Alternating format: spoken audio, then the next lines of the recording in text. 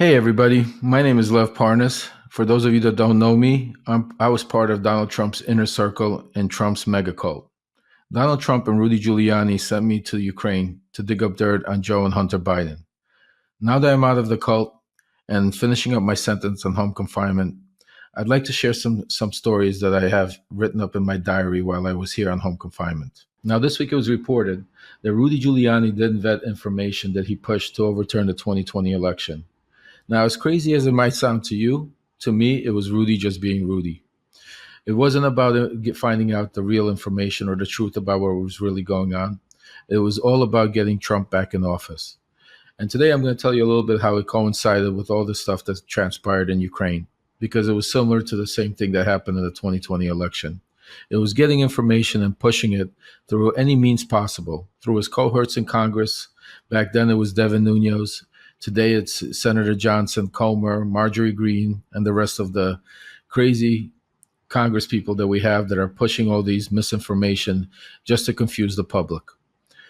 So where do we begin? In November of 2018, I was approached by Rudy Giuliani and asked if I could vet some information that he got regarding Joe and Hunter Biden, and if I could use my contacts in Ukraine to find out if they were true. Obviously, being in the mega cult and I was drinking the Kool-Aid, I decided and I was happy to accept that invitation. I thought I was going to be a hero and I was going to help save our democracy from the deep state. Boy, was I wrong.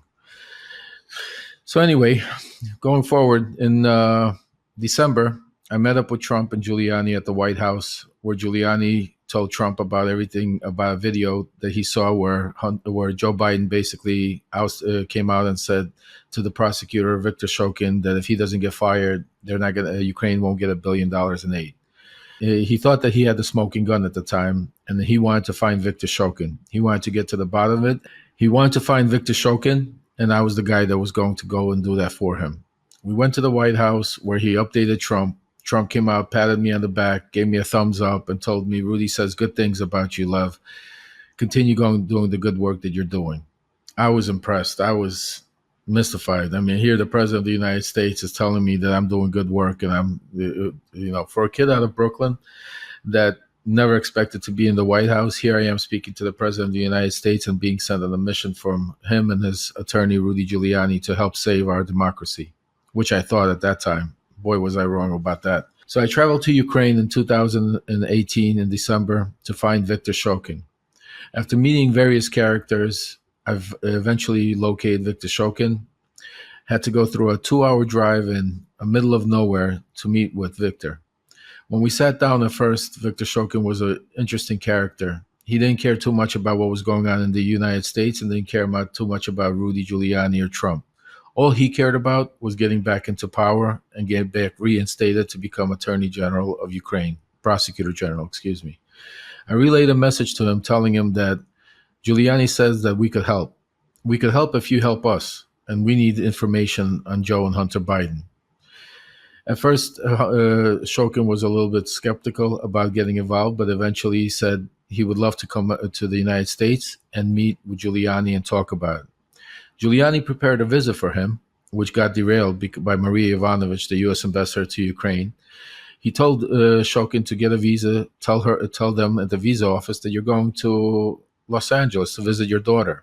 Don't tell them that you're going to Washington, D.C. to meet up with Lindsey Graham and myself. Well, that didn't go well. When he went to the visa office, he got declined. After several conversations and Giuliani pressuring the State Department, even going to Trump himself, sending me text messages to reply back to Shokin that everything would be well, he never was able to get him the visa. We were able to do a 45-minute video with him at some point in January of 2019, where Shokin basically pushed the narrative that Joe Biden got him fired because of withholding the $1 billion aid. But one interesting part in that video, in the interview, was when Rudy asked Shokin directly what laws or what criminality did Joe or Hunter Biden do. Shokin couldn't respond because there was no rules that were broken. There were no laws being broken. And that was the narrative that started then and continued till this day today. After that, we went with Yuri Lutsenko, who was another prosecutor, the current prosecutor of Ukraine. Lutsenko, all he wanted to do was meet Attorney General Barr. But to meet Attorney General Barr, Rudy Giuliani wanted information that Lutsenko didn't have, because there was no concrete evidence of any wrongdoing by Joe and Hunter Biden. But Rudy Giuliani pushed. He didn't care if there was facts involved. He didn't care if there was evidence. He cared that the information that the prosecutors gave him fit his narrative. At some point, there was lots of arguments going back and forth.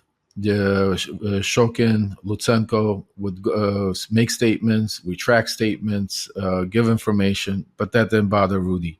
With no facts involved, he used people like John Solomon, Fox News reporter Sean Hannity, Laura Ingraham, Senator Ron Johnson, Devin Nunes, and pushed that information into the halls of Congress and into the media for the public to hear, with no facts behind it whatsoever.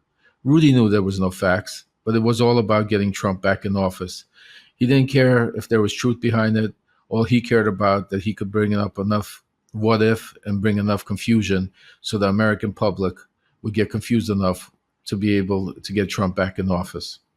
Today, Rudy Giuliani, because of all of that, is facing some problems. I mean, he's currently probably going to get disbarred. He's probably going to get indicted in the election fraud case. And he's being sued by lots of people, one of them being Noel Dunphy for sexual assault, and which I was part of that, a lot of those meetings, and heard a lot of things that went on. I spent a lot of time with Rudy Giuliani. He's not the Rudy Giuliani that we're used to knowing or reading about or hearing in the past. He's not the Rudy Giuliani that was named America's mayor.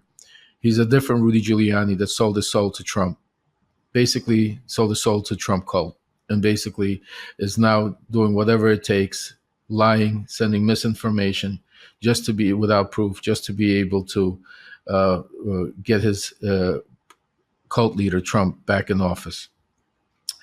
So let's talk about some facts. I mentioned some of the facts as far as what happened with the 2020 election. Now let's go into some of the people Rudy Giuliani dealt with, just so you understand as far as getting information from Ukraine.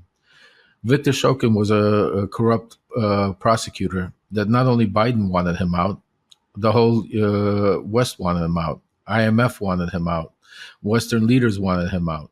Not because he was making investigations, but because he wasn't investigating. And that's a clear fact. He was not investigating Burisma when Rudy Giuliani saw the video of Joe Biden saying, get rid of Viktor Shokin, or we're not going to give you $1 billion. The reason why Biden made that statement was because the United States, the IMF, and the Western leaders were pushing for reform in Ukraine.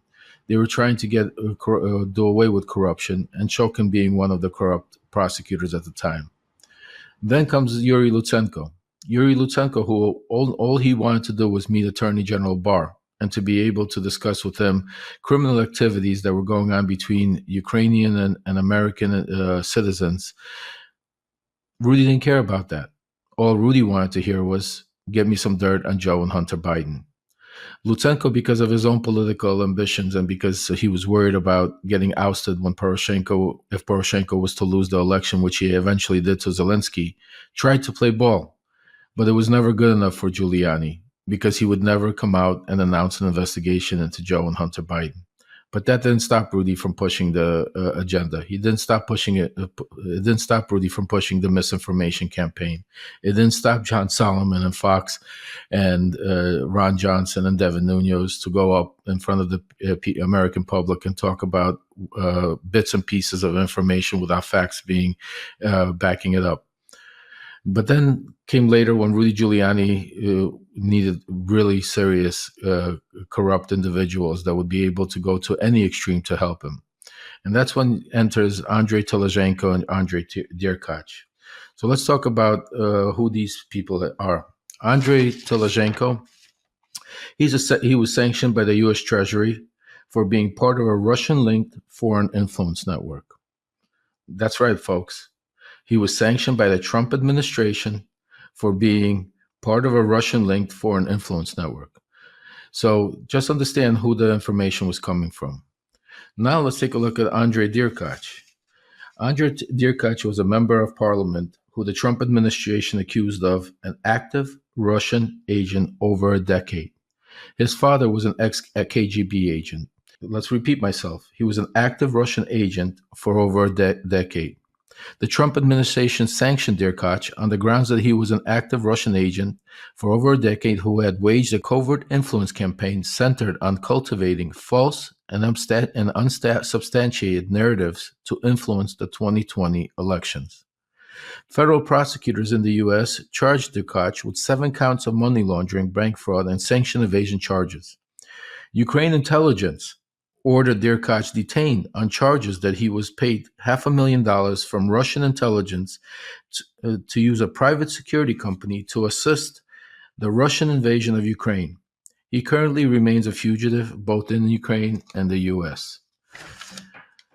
So U.S. Attorney Michael Driscoll said in a press release, while participating in a scripted Russian disinformation campaign seeking to undermine the U.S. institution, Derkach simultaneously considered to fraudulently benefit from a Western lifestyle for himself and his family in the United States.